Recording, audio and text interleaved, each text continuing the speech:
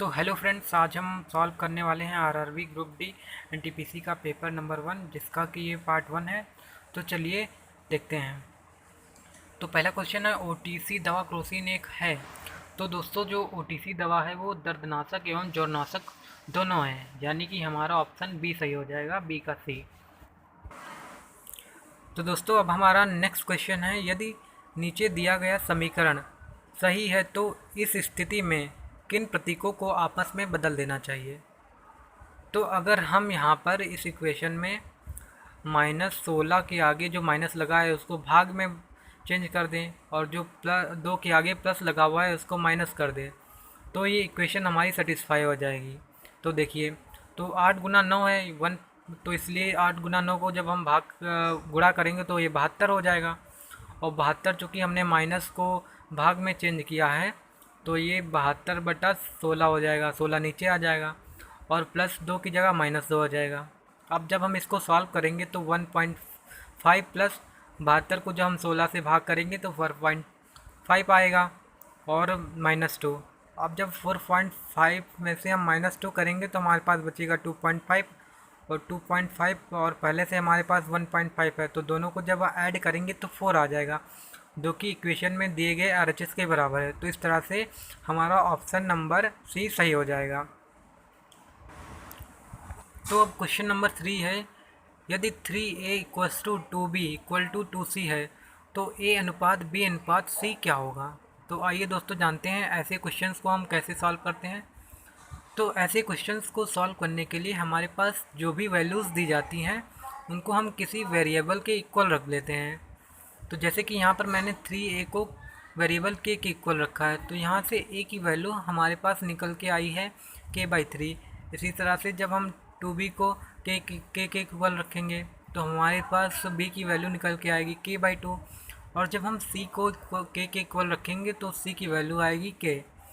अब जो हमने k वेरिएबल माना है उसके कोफिशिएंट को तीनों में देखेंगे, तो A में k का कोफिशिएंट है 1/3, B में k का कोफिशिएंट है 1/2 और C में k का कोफिशिएंट है 1, यानी कि A की वैल्यू हमारे पास है 1/3, B की वैल्यू है 1/2 और C की वैल्यू है 1।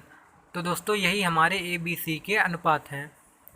तो इस तरह से हमारा ऑप्शन नंबर C सही हो जाएगा, C का A सही हो जाएगा।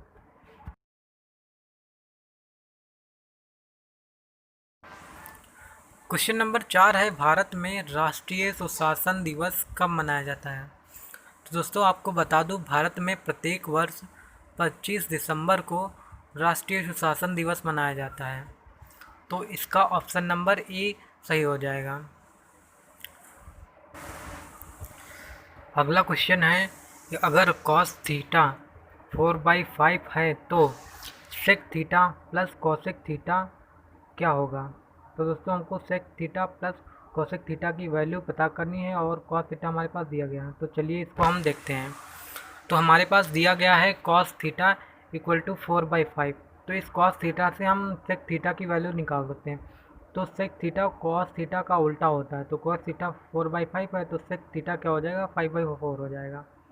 तो cos थीटा होता है बेस अपॉन हाइपोटेनियस, तो बेस है BC ट्रायंगल में और हाइपोटेनियस है AC, तो 4 BC हो गया और AC 5 है। तो यहाँ से हम साइन थीटा की वैल्यू निकाल सकते हैं। तो साइन थीटा हमारा होगा परपेंडिकुलर अपॉन हाइपोटेनियस, तो परपेंडिकुलर हमारा AB है जिसकी वैल्यू 3 है और जो हमारा हाइपोटेनियस है वो 5 है। तो जब हम साइन थीटा 3/5 निकाल चुके हैं तो साइन थीटा से हम कोसेक थीटा निकाल सकते हैं। तो कोसेक थीटा हमारा होता है साइन थीटा का उल्टा, तो साइन थीटा है 3/5, तो कोसेक थीटा हमारा हो जाएगा 5/3। तो अब हमको कोसेक थीटा और सेक थीटा दोनों की वैल्यू पता कर चल गई हैं, तो इससे हम sec theta plus cosec theta की वैल्यू निकाल सकते हैं। तो sec theta plus cosec theta की जगह हम इसकी वैल्यू प्लेस करेंगे, तो सेक थीटा की जगह हमने 5/4 और कोसेक थीटा की जगह 5/3 रखा। तो अब हम इसे सिंपली सॉल्व कर लेंगे और हमारे पास जो लास्ट आंसर आएगा वो आएगा 35/12 आएगा। तो इस तरह से हमारा ऑप्शन नंबर ए का सी सही हो जाएगा, यानी कि ऑप्शन नंबर ए को हम टिक करेंगे। अगला प्रश्न है, एक अभिकथन ए व कारण आर नीचे दिए गए हैं। अभिकथन ए है, पहाड़ी क्षेत्रों में कृषि गतिविधियां कम हैं, और जिसका कारण दिया हुआ है दोस्तों, पहाड़ों पर उपजाऊ भूभाग कम होता है तथा जलवायु की स्थिति जटिल होती है। तो इसमें से हमको सही विकल्प का चयन करना है। तो हमारे पास विकल्प 4 दिए हुए हैं, तो यहाँ पर ऑप्शन ए सही है। तो जो कि है ए और आर दोनों सही हैं, और ए का सही स्पष्टीकरण आर करता है। तो इस तरह से दोस्तों हमारा ऑप्शन ए सही हो जाएगा। तो आइए अब देखते हैं नेक्स्ट क्वेश्चन। तो दिया हुआ है कि क्यू ने एक मेज 13,500 रुपये में खरीदी और 11,000 रुपये में बेच दी, तो उसकी हानि प्रतिशत ज्ञात कीजिए। तो जाहिर सी बात है दोस्तों, कोई चीज़ अगर आप ज़्यादा में ख़रीदेंगे और उसको कम में बेचेंगे तो आपको हानि होगी। तो हमको यहाँ पर जो कोई क्यू व्यक्ति है उसकी हानि प्रतिशत ज्ञात करना है कि उसको कितने प्रतिशत का लॉस हुआ है। तो क्यू को कितने रुपए का लॉस हुआ है वो जानने के लिए हम 13,500 में से 11,000 को क्या करेंगे, माइनस करेंगे। तो जब हम 13,500 रुपये में से 11,000 रुपये को माइनस करेंगे तो हमारे पास दोस्तों आएगा 2,500 रुपये, यानी कि 2,500 रुपये की हानि होगी क्यू को। तो अब क्यू को जितने रुपए का नुकसान हुआ है उसे ऊपर रखेंगे, तथा क्यू ने कितने रुपए में उस वस्तु को ख़रीदा था, यानी कि जो हमारा प्रिंसिपल अमाउंट था उसे नीचे रखेंगे, और प्रतिशत निकालने के लिए हम इसको 100 से कर देंगे गुना। तो जब हम 2,500 को 13,500 से करेंगे भाग, तो ये हमारे पास आएगा 0.18518 गुना 100। अब जब हम 0.18518 में से गुना करेंगे 100 का, तो ये हमारे पास आएगा 18.518। तो यहाँ पर हम दो डिजिट इसके लेंगे दशमलव के बाद। तो दशमलव के बाद 2 डिजिट के आगे जो है ना 8 है, जो कि 5 से ज़्यादा है, तो राउंड ऑफ में हम इसको 18.52% लिख सकते हैं। तो इस तरह से हमारा ऑप्शन नंबर ए सही हो जाएगा। तो आइए देखते हैं अब अगला क्वेश्चन।